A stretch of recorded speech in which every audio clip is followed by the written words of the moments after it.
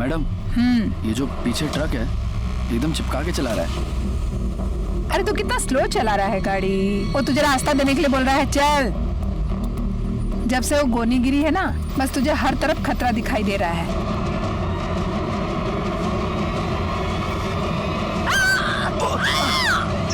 विमला साठे के लिए ये जुर्म की दूसरी दस्तक थी और उसने इस दस्तक को नजरअंदाज कर दिया।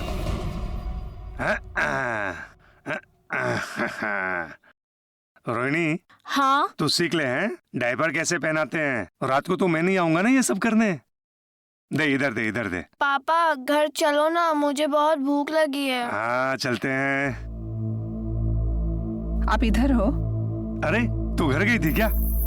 मम्मी भूख लगी है। अरे तो मैं उससे कब से बोल रही हूँ जैम और चपाती खा ले, सुनती नहीं है मेरी बात यार। आई मुझे जैम चपाती नहीं खाना है। हाँ बेटा, चल घर चलते हैं, मैं कुछ खिलाती हूँ। हाँ चल। अरे घर में भाजी नहीं है, मैं लेके आता हूँ। रहने दो, तुम उसे देखो, मैं ले आऊंगी।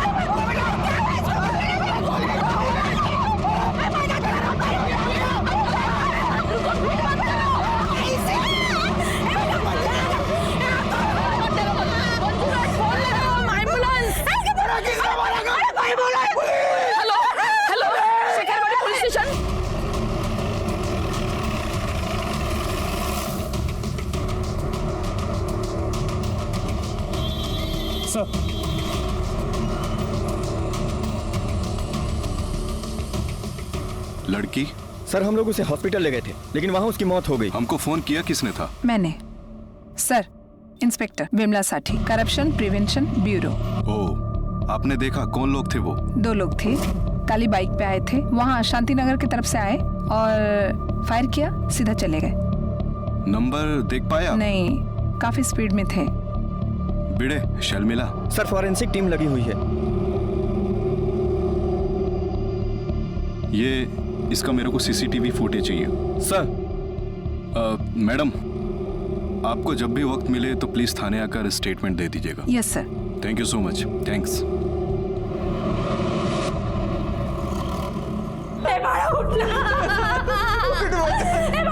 क्या हुआ तुझे बोलना?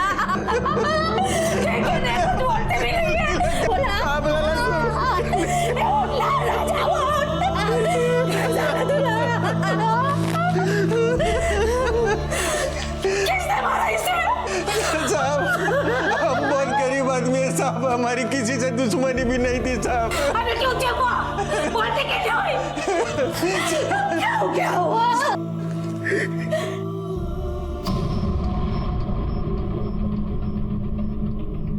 बिरडे,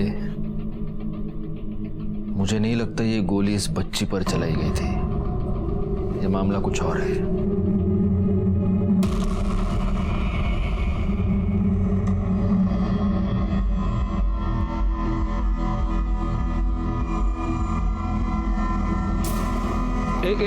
एक मिनट पीछे, 20 सेकंड पीछे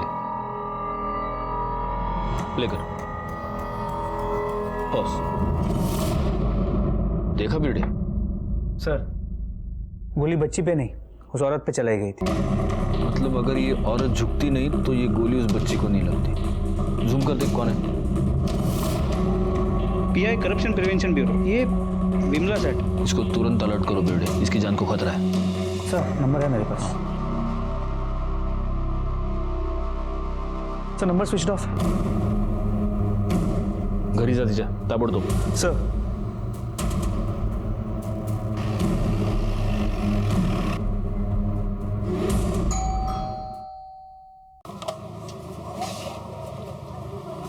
क्या बात है? जरा साठे मैडम को बुलाइए ना, कुछ बात करनी है उनसे। वो तो ऑफिस गई। कितने बजे?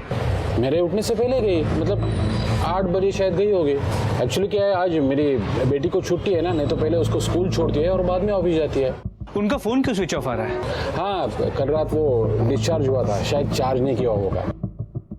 सब कुछ प्रॉब्लम है क्या? नहीं, कुछ नहीं, रूटीन इंक्वायरी है। चलिए।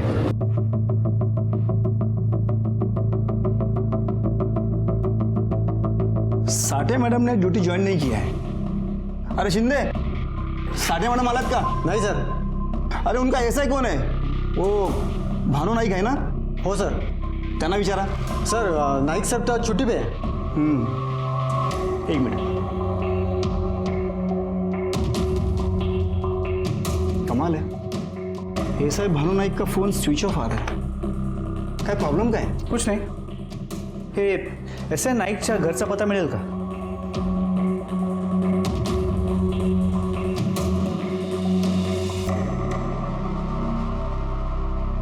हाँ सर, ये भानु नाईक घर पे नहीं है और साठे मैडम ना ऑफिस में है ना घर में. नहीं, वो अभी मिलेगी भी नहीं. सर ऐसा क्यों? तुम ऐसा करो, ये देवलाली फॉरेस्ट की तरफ आ जाओ तुरंत. जी सर. रेवडे, देवलाली फॉरेस्टला चला. चल.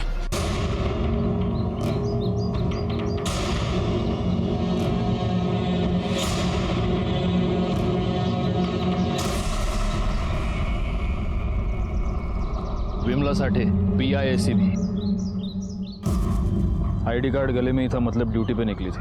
इसके हस्बैंड ने कहा था कि सुबह सुबह घर से निकली थी. फोन भी मिला है लेकिन बंद है. दामले, फॉरेंसिक को दे दो जगह. सर पे पत्थर मारा है. सवाल यह है कि ये यहाँ क्यों आई थी और किसके साथ आई थी? सर, इनकी वैन विट्ठलवाड़ी के पास मिली है. विट्ठलवाड़ी? विट्ठलवाड़ी से इधर क्यों, कैसे? तमिळला सांगायचं का? हाँ. साबू हमेशा कहते थे मेरी जान को खतरा है, मेरी जान को खतरा है. अभी कुछ रोज पहले रेड करने गई थी तो किसी ने 10वें माले से गोनी फेंकी थी उसके ऊपर. 10वें फ्लोर से सीमेंट से भरी हुई गोनी फेंकी मुझ पर. बाल बाल बच गई या बाजू में आकर गिरी. सब उसके जान को खतरा था साहब. तो आप लोगों ने पुलिस कंप्लेंट नहीं किया? क्या साहब, पुलिस वाला पुलिस में क्या कंप्लेंट करेगा? हाँ साहब, लेकिन उसके बड़े साहब को बताया था सब. फिर उसका बड़ा साहब उसकी सुनता ही नहीं था. बोलता था तू ज्यादा चांद पट्टी करती है इसलिए तेरे साथ ऐसा होता है. सब मेरी बेटी अनाथ हो गई साहब. मेरी अनाथ हो गई साहब. संभालो अपने आप को.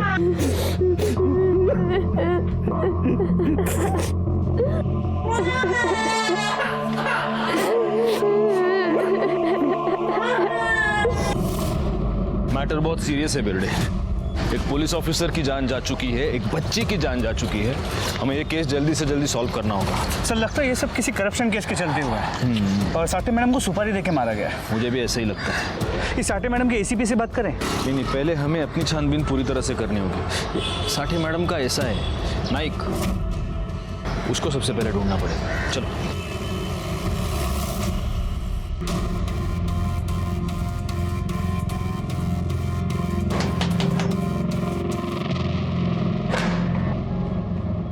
जी, किधर थे आप लोग?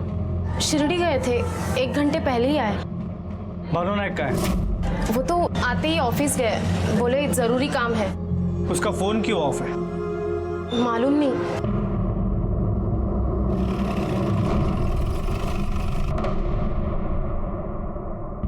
हम जानते थे ये तो एक दिन होना ही था. ऐसा क्यों सर? जरूरत से ज्यादा उत्साह, हर बात पर हड़बड़ाहट. सर, नाइक साहब इधर नहीं आए, पूरी बिल्डिंग चेक कर ली. तो अब ये भी अपनी कुर्सी पर नहीं है. ताज्जुब नहीं होगा कि कल को आपको इनका भी लाश मिले. ये दोनों का काम करने का तरीका एकदम एक जैसा. बिना इन्फॉर्म किए कहीं भी रेड डाल देते थे. नो नोटिफिकेशन, रेड पर रेड, रेड पर रेड. जैसे सारी दुनिया की ईमानदारी का ठेका यही लिए थे. होश से नहीं, जोश से काम लेते थे. खराब जुबान, हर बात में झापड़लात. अभी फिलहाल कौन कौन से केसेस हैंडल कर रही थी? बताया ना आपको, 2-4 रेगुलर केस, बाकी सारे अनऑफिशियल. कहीं से लीड मिली, मार दिया था. ये विमला साठे, ये खुद करप्ट तो नहीं थी? सर, मैं भी यही सोच रहा था, बिना अपने सीनियर्स को इन्फॉर्म किए रेड करना. वो उसका ऐसा है नायक, उसको सब मालूम होगा। सर, नाइक साहब का अपने भाई के पास भी आना जाना रहता है। उसका भाई रहता रहा है नासिक देवलाली रोड पे।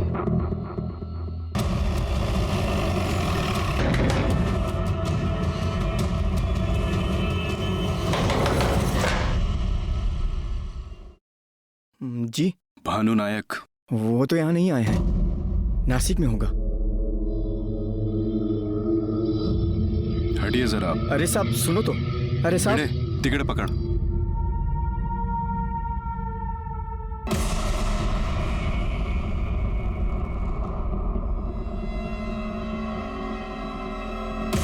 यहाँ क्यों छुपे हो तुम?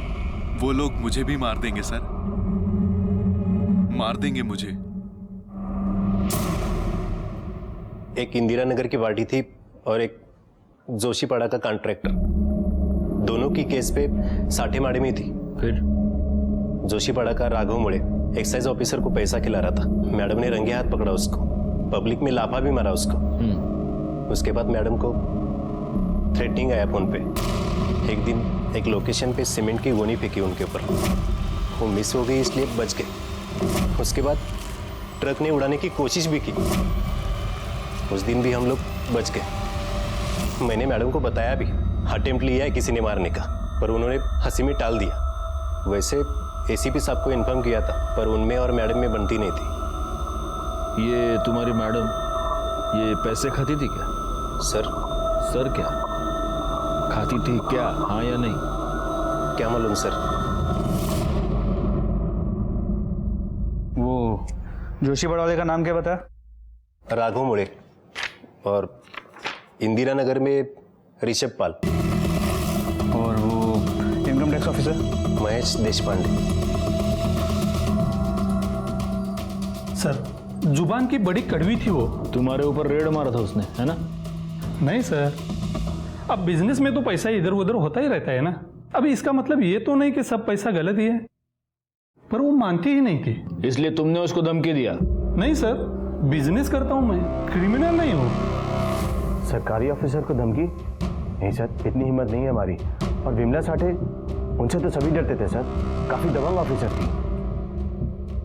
बहुत अकड़ में रहती थी वो, इधर नाक पे गुस्सा रहता था उसका, सही गलत बिना देखे हाथ चलाती थी। घूस लेते हुए पकड़ा था तुमको, केस चल रहा है ना? नहीं सर, सब गलत है। मतलब करप्ट तुम नहीं, वो थी? मालूम नहीं सर। कुंडा उघड्या सगळ्यांच्या, और नजर रखना कोई नासिक छोड़ के न जाने पाए। सर, मुझे आई के पास जाना है। हाँ माया, मत रो माया। मेरे आई के पास जाना है। मत रो माया।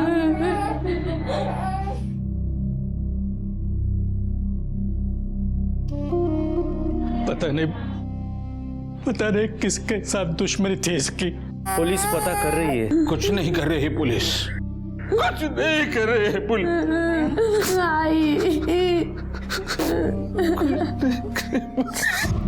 बहुत दुख होता है जब हम ये सुनते हैं कि पुलिस वाले कुछ नहीं करते। आमतौर पर पब्लिक ऐसा ही सोचती है, लेकिन सिर्फ हम पुलिस वाले ये जानते हैं कि एक केस सुलझाने में हमको कितनी चुनौतियों का सामना करना पड़ता है, दिन रात एक करना पड़ता है। खैर, कोई कुछ भी कहे, हमें अपना काम ईमानदारी से करना है।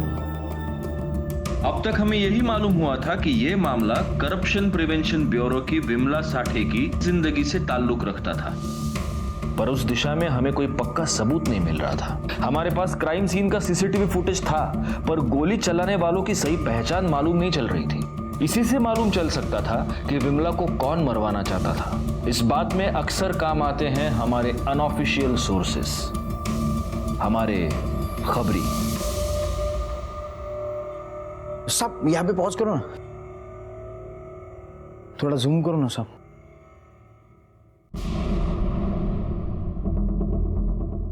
सब ये बाइक से आना और गोली चलाना, मतलब ये अकरम और ऋषि जादव का काम है, ये उनका ही स्टाइल है साहब। तू श्योर है ना? एक मासूम बच्ची की जान ली इन लोगों ने। हाँ साहब, एकदम श्योर। इनको छोड़ना नहीं। किधर मिलेंगे? रामवाड़ी।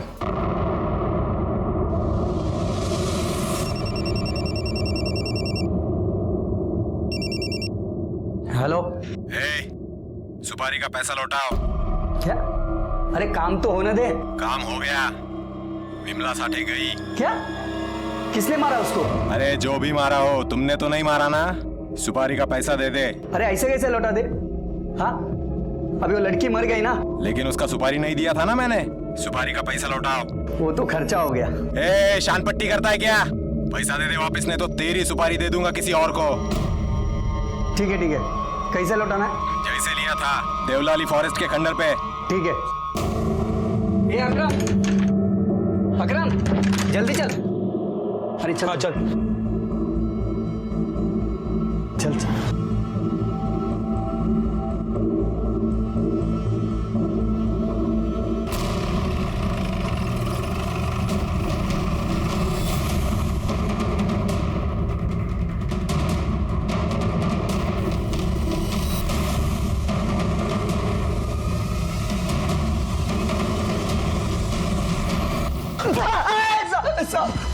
बोल बोल बोल। बच्ची गलती से मर गई साहब।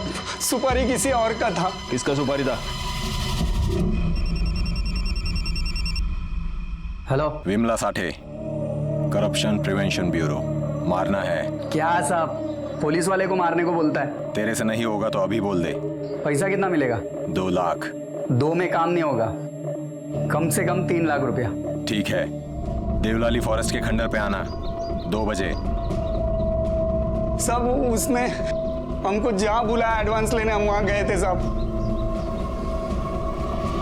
फिर वो मैडम को हमने झूठा टिप दिया। फिर साहब वो बंद कंस्ट्रक्शन है ना, वहाँ पे उसको बुलाया था। पहला अटेम्प्ट फेल हो गया साहब। फिर अपन लोग ने दूसरा अटेम्प्ट लिया। वो अकरम ट्रक चलाता था ना, वो लेके आया।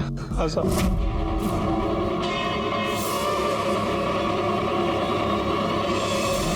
पर हम लोग फेल हो गया साहब। फिर हम लोग ने डायरेक्ट गोली मारा,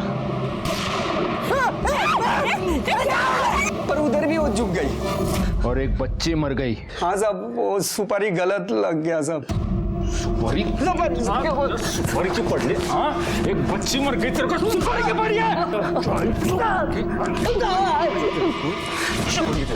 सर, पोस्टमार्टम रिपोर्ट आले. तोडून टाका यांना.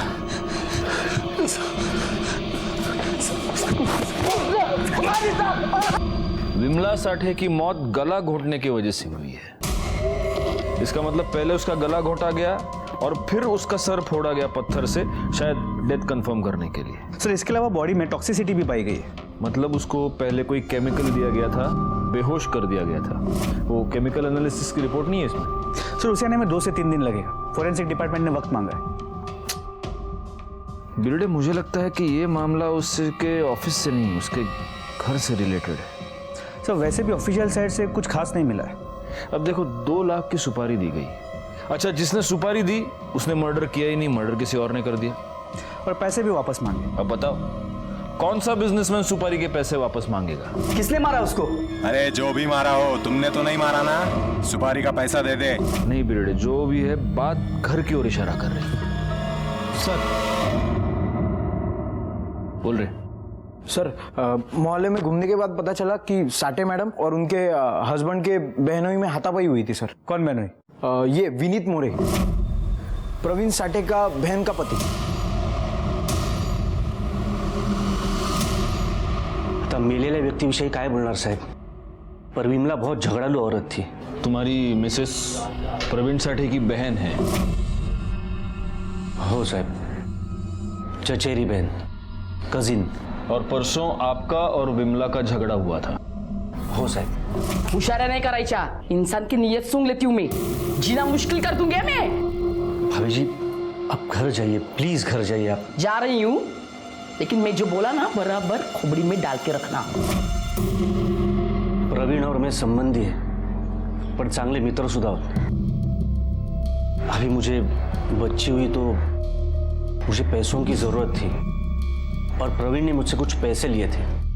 मैंने उसे कहा कि मला पैशांची गरज है, मला थोड़े पैसे दे.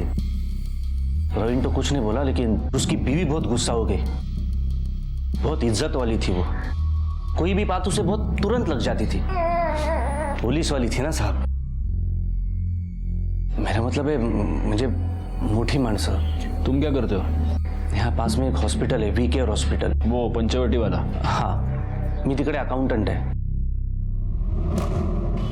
साहब उसको पता चला था कि मैंने विनीत से लोन लिया है तो बात इज्जत पे आ गई. जाके बहुत सुना है विनीत को उसने. सब उसको अपने गुस्से पे काबू नहीं था बिल्कुल. अभी कुछ रोज पहले अपने भाइयों से झगड़ा मोल लिया था उसने. भाइयों से? हाँ साहब. कशावरून झालं भांडण? वो विमला के पापा 25 साल पहले उन्होंने दूसरी शादी कर ली थी. उस औरत से 2 बेटे हैं उनको. पूरी प्रॉपर्टी उनके नाम पे है. विमला ने अपना हिस्सा मांगा तो बात मारा मारे पे आ गई. बड़ी मुश्किल से ये घर मिला है हम लोगों को. बड़ी मुश्किल से मिला है घर. कहाँ रहते ये मैडम के पापा? ही मुलं लहान होते तब सब कुछ ठीक था. बड़े हो गए, लड़की पुलिस में भर्ती हो गई. दोनों तरफ से झगड़ा शुरू. मैंने बहुत समझाने की कोशिश की, लेकिन सौतेले तो सौतेले होते हैं ना. वर्दी का धौस दिखाती थी सर. हमको हमारे ही घर से निकाल दिया. और सर उसका वो निकम्मा पति, उसके लिए तो वो. बाबा 2 में से एक दुकान मुझे चाहिए. क्या करेगी तू दुकान का? मैं जो भी कुछ करूं मुझे मेरा हिस्सा चाहिए. मला माझा हिस्सा पाहिजे म्हणजे पाहिजे बस. एक अबे बढ़िया ही हिस्सा मांगने वाली. अशी कैसे ना काला खाली तुझ्या. ए हाथ खाली, हाथ नीचे. तुझे पता है क्या किसके साथ बात कर रहा है तू? हाँ, पुलिस वाली होगी ना तू तेरे थाने में. हे माझं घर आहे. रुको. ठीक आहे, देतो तुला तुझं दुकान. काय करणार आहे तू दुकानाचं? बाबा प्रवीण को वो दुकान में ना प्रॉपर्टी का बिजनेस डालना है. अरे तेरा वो निकम्मा पति, अरे उसे दुकान खोल के दो या क्या बोला रे तू? विमला सुना, कल सुबह मुझे एक दुकान खाली करके चाहिए. बहुत भारी पड़ेगा तेरे को ये. बहुत भारी पड़ेगा. तेरी वर्दी की धौस नहीं उतारी ना तो नाम का अभय नहीं मैं. ए जो करना है वो कर ले. चल. साहेब आम्हाला का आणलं इथे? आम्ही काही नाही केलं सर. सब धमकी दिया था. हाँ गुस्सा आया था, बहुत गुस्सा आया था, लेकिन सच बोल रहा साहब, हमने कुछ नहीं किया. सब बिरडे, इन दोनों का रिमांड ले लो. जब तक प्रूफ ना मिला इधर ही रखना इनको. हमने कुछ किया नहीं सर. सर प्लीज हमने कुछ किया नहीं सर. प्रवीण साठे ने प्राइवेट हॉस्पिटल में डीएनए टेस्ट किया था. DNA test? हाँ सर. क्यों?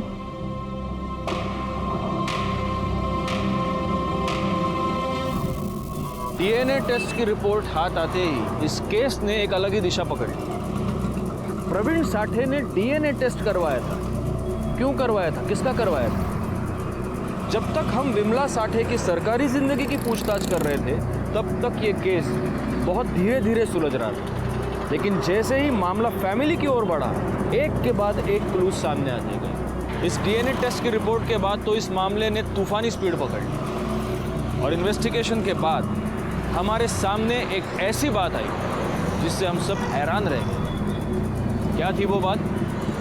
आखिर तक देखते रहिए, आपको भी मालूम हो जाएगा. प्रवीण साठे, विमला साठे, माया साठे, तीनों के डीएनए टेस्ट की रिपोर्ट. लेकिन प्रवीण ने ये डीएनए टेस्ट करवाया क्यों? माया तो इसी की बेटी है. सर यही तो समझना है, प्रवीण ने ऐसा किया क्यों? नहीं, एक पॉसिबिलिटी ये है कि प्रवीण को इस बात का शक था कि उसकी बीवी का यानी विमला का कोई अफेयर चल रहा है और उसको कंफर्म कराने के लिए उसने डीएनए टेस्ट करवाया है. लेकिन सर रिपोर्ट से तो यही साबित हुआ कि माया उसी की बेटी है. हाँ, लेकिन उसको शक था तो फैमिली में थोड़ी टेंशन रही होगी ना. शक है, वरना कोई ऐसी डीएनए टेस्ट क्यों करवाएगा? इसका जवाब तो प्रवीण ही देगा. अब क्या बोलूं साहब, उसका कुछ तो चल रहा था. किसके साथ? वो तो नहीं मालूम साहब. मैंने पूछा भी लेकिन उसने बताया नहीं कभी. उल्टा झगड़ने लगी मुझसे. तो तुमको शक हुआ? कैसे हुआ? मैंने देखा था साहब. क्या? फोन पे बात कर रही थी. तो तुमने अपनी बेटी पर भी शक किया, उसका डीएनए टेस्ट करवाया? नरकात जाइन मी, नरकात. मैंने अपनी बेटी पे शक किया, लेकिन सब कोई तो था जिसके साथ उसका कोई तो था. विमला साठे के कॉल रिकॉर्ड्स में कुछ नहीं मिला। ज्यादातर कॉल्स या तो ऑफिस के हैं या तो फिर उसके हस्बैंड के।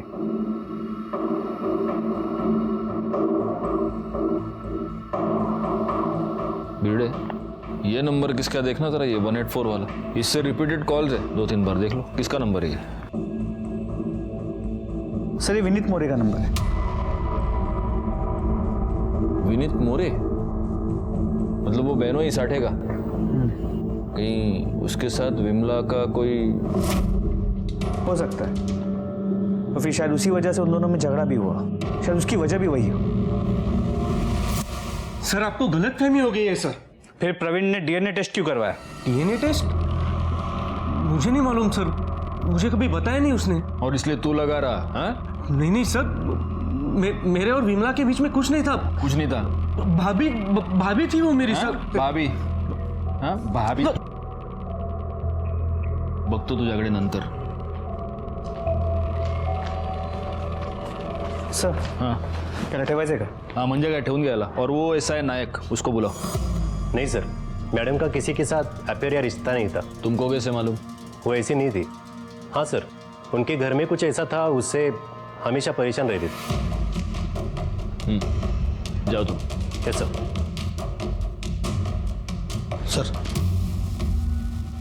विमला सेठी की बॉडी की केमिकल रिपोर्ट, बॉडी में कैटामिन मिला है। कैटामिन? जी सर, ये एक एनेस्थेटिक। इसके मुताबिक इस केमिकल का इस्तेमाल ऑपरेशन से पहले पेशेंट को बेहोश करने के लिए किया जाता है। एनेस्थेटिक? तो इसका मतलब ये किसी आम केमिस्ट के पास तो नहीं मिलता होगा? नहीं सर, डायरेक्टली अस्पताल में सप्लाई होता है। विनीत मोरे, विनीत मोरे हॉस्पिटल में अकाउंटेंट है? हो सर। प्रवीण साठे ने डीएनए टेस्ट करवाया, उसने विनीत मोरे पर शक किया, और इससे पहले कि प्रवीण साठे का शक यकीन में बदल जाए, विनीत मोरे ने विमला साठे का मर्डर कर दिया।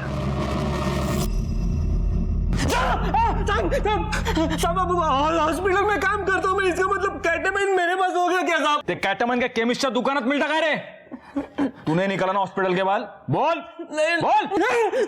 नहीं साहब, हर चीज का एक हिसाब होता है हॉस्पिटल में साहब। अब आप जाओ तो मेरे हॉस्पिटल का इन्वेंटरी चेक करो साहब, या फिर स्टोर में पता करो साहब। मेरे और विमला के बीच में चक्कर नहीं था साहब।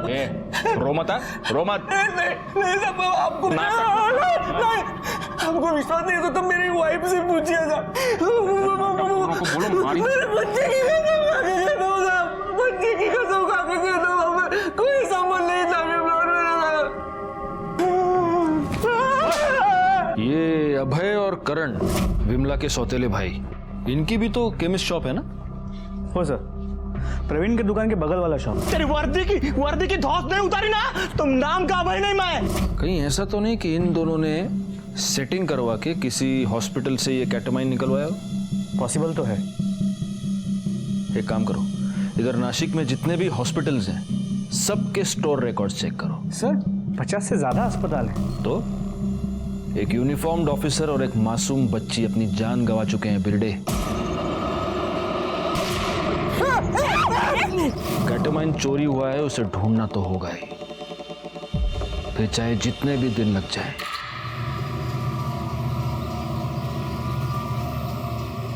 एक पुलिस ऑफिसर को बड़ी बेरहमी से मार दिया गया था, एक मासूम बच्ची अपनी जान गंवा चुकी थी, एक परिवार की सारी खुशियां, उसका भविष्य छीन लिया गया था।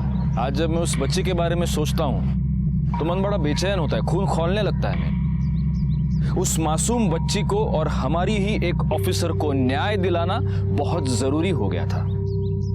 बॉडी की केमिकल रिपोर्ट में कैटामाइन का मिलना इस केस को सुलझाने की दिशा में हमारे लिए एक बहुत बड़ा सबूत था। अगले 3 दिन हमारी 3 टीमों ने नासिक के हर हॉस्पिटल में जाकर वहां के स्टोर्स की और इन्वेंट्री की छानबीन की। ये इतना आसान काम नहीं था, और तीसरे दिन हमारे हाथ एक क्लू आया।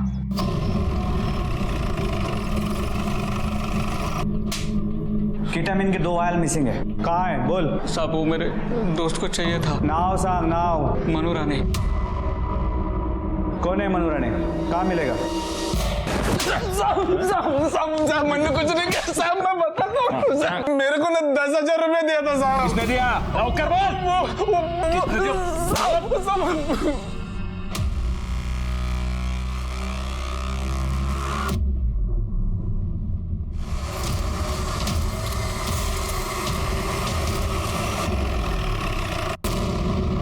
सर यहाँ तो ताला है। चलो उसकी बहन के घर देखते हैं।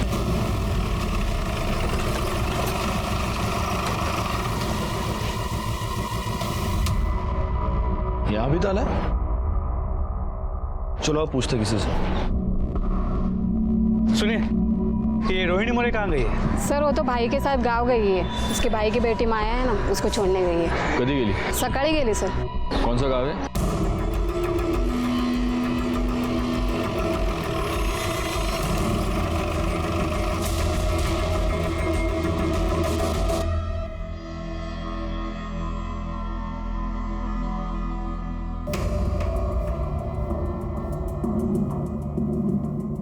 जी इसका बाप किधर है?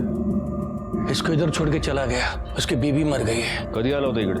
आज सकाळी। वो और उसकी बहन। कौन बहन? रोहिणी, उसकी बहन। उसके साथ आया था ना वो। कौन रोहिणी? अरे साहब प्रवीण की बहन के बारे में पूछ रहे हैं। कौन बहन?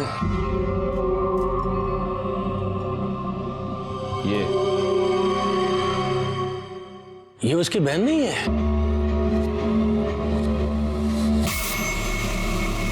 साहब मुझे भी यही बताया था कि दोनों चचेरे भाई बहन हैं। मस्त होतं ना? हो ना। रिक्षाने जाऊया? चल मजा आया ना?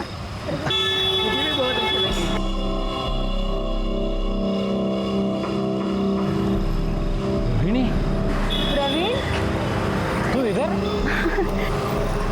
और कितने सालों बाद? हाँ, तुम भी यहाँ रहते हो? ये कजिन है मेरी। नमस्ते। हाँ, और ये पति है ना? हाँ, ये मेरे पति है। ये विमला मेरी पत्नी है और ये माया मेरी पत्नी। यहाँ रोहिणी को टीचर की नौकरी मिली। फिर मैंने भी हॉस्पिटल में जॉब ढूंढ लिया। जब हम मिले तब शादी से पहले की गर्लफ्रेंड को प्रवीण ने बहन बोल दिया और फिर जबरदस्ती उसने हमें उसके घर के बाजू में शिफ्ट कराया। और ये सब पता होने के बाद भी तुम चुप बैठे रहे? साहब मेरा प्रॉब्लम है कि मैं बच्चा पैदा नहीं कर सकता हूं और उसी का फायदा उठाया दोनों ने।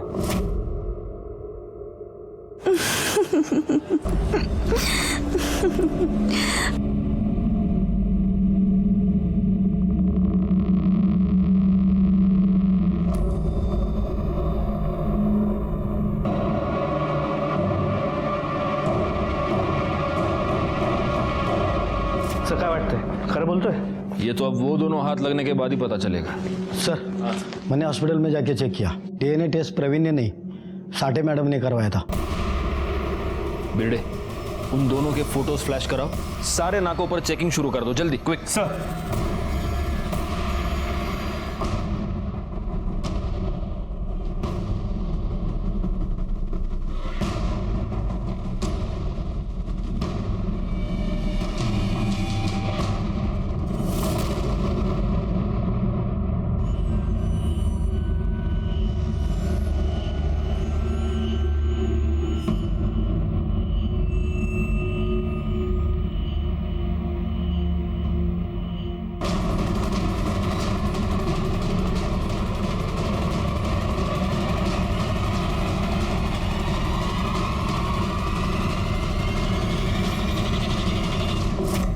उसको मारना जरूरी हो गया था साहब, क्योंकि उसको शक हो गया था। इसलिए तो डीएनए टेस्ट करवाया, मेरा, रोहिणी का और बच्ची का, और नाम दिया खुद का और बेटी का। मतलब उन्होंने अपना नाम देकर तुम्हारा पर्दाफाश किया। पुलिस वाली थी वो, दिमाग लगाया उसने।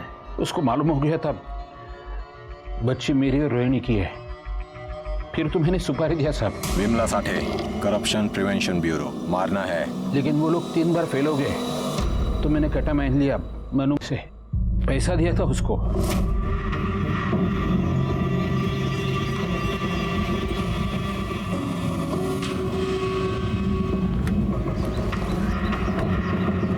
तू यहाँ? कुछ प्रॉब्लेम है क्या? काय झालं? क्या हुआ?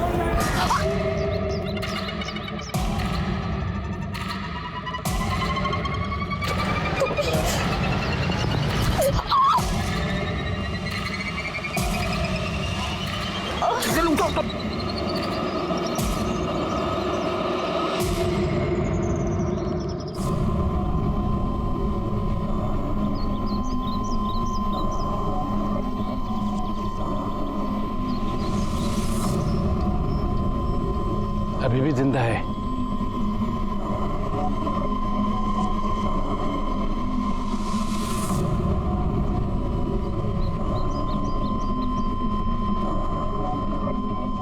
साली अभी भी मरी नहीं।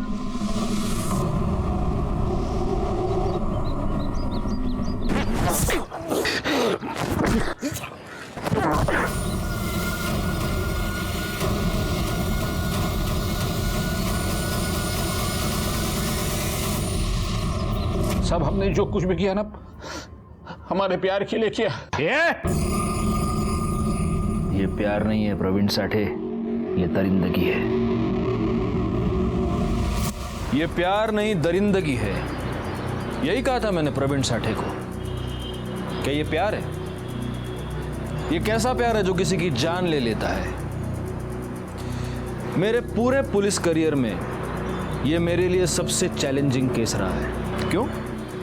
क्योंकि इस केस में विक्टिम को कदम कदम पर दस्तक मिल रही थी। घर में पति जिसको बहन कहता था उसके पीछे पूरे परिवार को छोड़ छाड़ कर लग गया था, और घर के बाहर विमला पर गोनी फेंकी जाना, उसको ट्रक से उड़ाने की कोशिश करना, भरे बाजार में उस पर गोली चलाना जिसमें एक मासूम बच्ची मारी गई।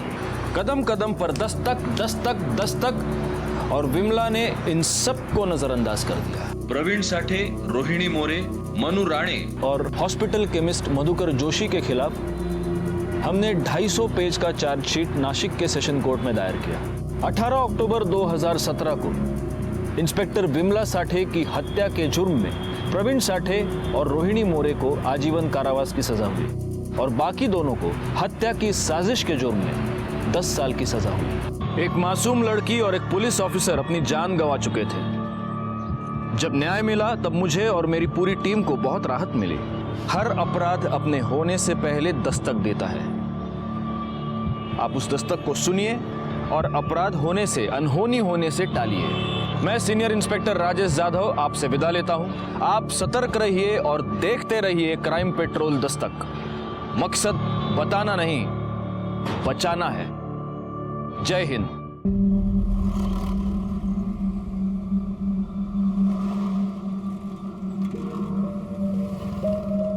हर अपराध अपने होने से पहले एक पूर्व सूचना देता है, दस्तक देता है, लेकिन हम में से कई लोग उस दस्तक को सुन नहीं पाते, और इसीलिए दिन ब दिन इस दुनिया में अपराध बढ़ता जाता है। मेरी लंबी पुलिस की नौकरी में मैंने कई ऐसे केसेस देखे हैं जहां अपराध होने से पहले दस्तक हुई थी। कुछ ऐसे भी केसेस हैं जहां कई बार हुई थी, पर उस दस्तक को नजरअंदाज कर दिया गया।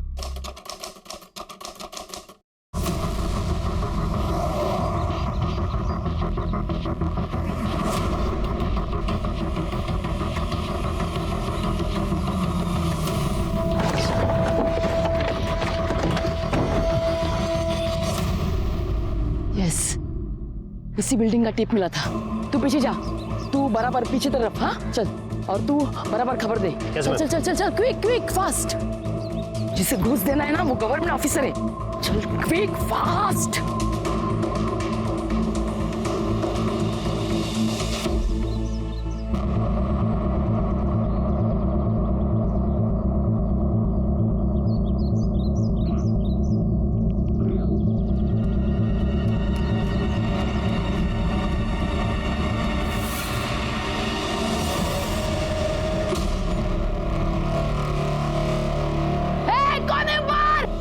सीमेंट का गोली फेंकता है।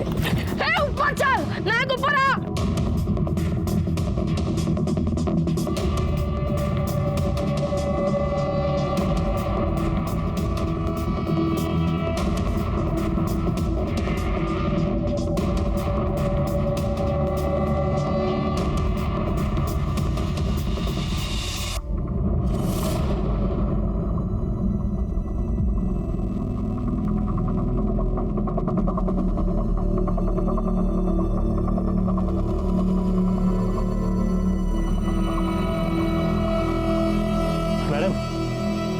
सीढ़ी है।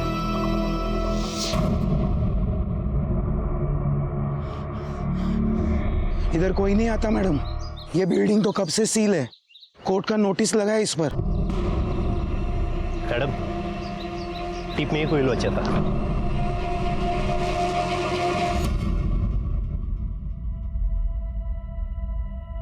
नमस्कार, मैं सीनियर इंस्पेक्टर राजेश यादव।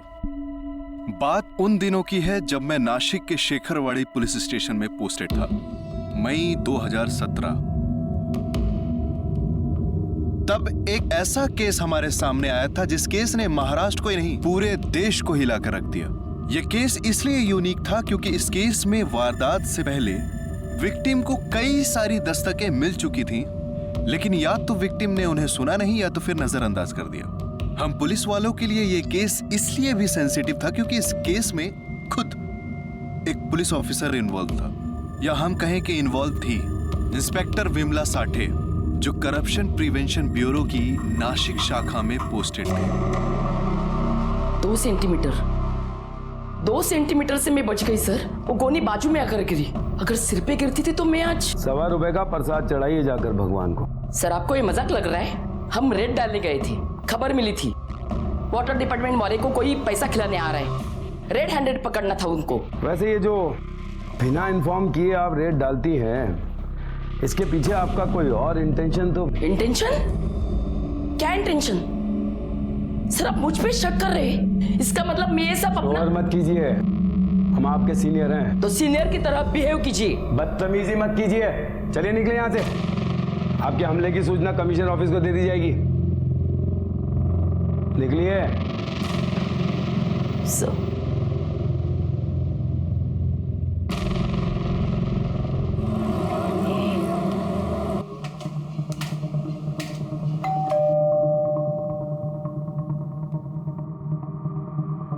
आई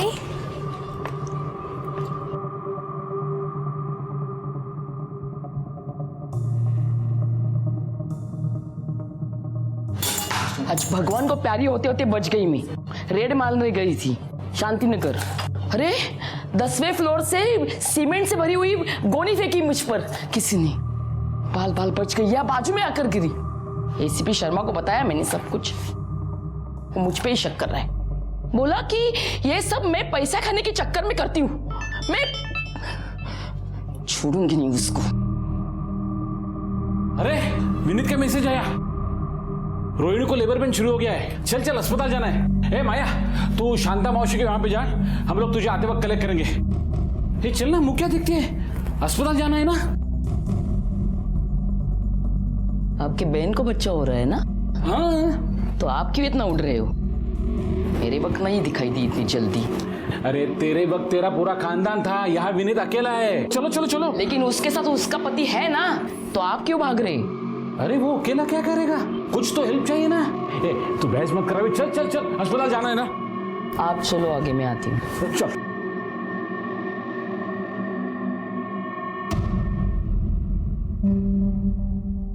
डॉक्टर, मेरी वाइफ है अंदर। तुम तो अकाउंट्स डिपार्टमेंट में हो ना? हो डॉक्टर से।